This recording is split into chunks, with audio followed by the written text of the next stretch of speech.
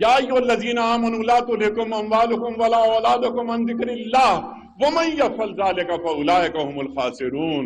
اے لوگو جو ایمان کے دعوے دار ہو، یہ مال اور یہ اولاد تمہیں اللہ کے ذکر سے غافل نہ کر دے۔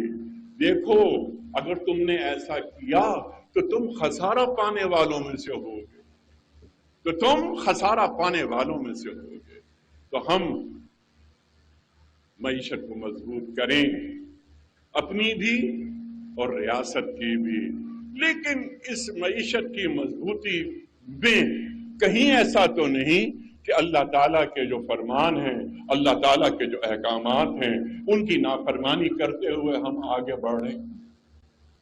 اس کی رکاوٹ دین ڈالتا ہے، اور اس میں سب سے بڑا کام یہ ریاست کی اکاؤنٹیبلٹی الگ چیز ہے، اس سے پہلے میرے اور آپ کے اندر ایک سینسر لگا ہوا ہے۔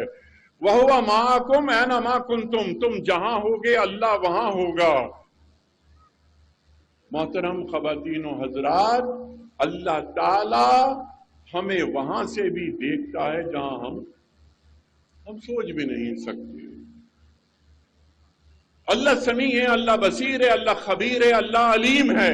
ہم اللہ تعالیٰ کو اس کی صفات کے ساتھ قبول کرتے ہیں، تو اللہ تعالیٰ کے ساتھ رہا کیسے جاتا ہے اور اللہ کو اپنے ساتھ رکھا کیسے جاتا ہے؟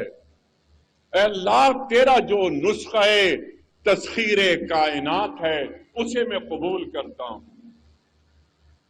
یہ تسخیر کائنات جہاں ہے تیرے لیے، تو نہیں جہاں کے لیے، جہاں ہے تیرے لیے تو نہیں جہاں کے لیے۔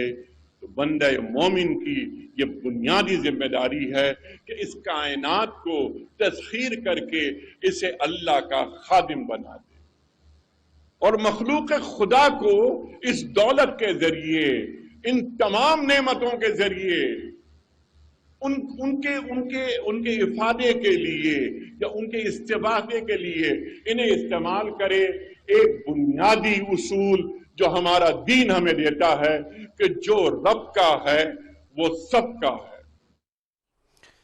نگران وفاقی وزیر انیق احمد فیصل آباد میں تقریب سے خطاب کر رہے تھے۔ ان کا یہ کہنا تھا کہ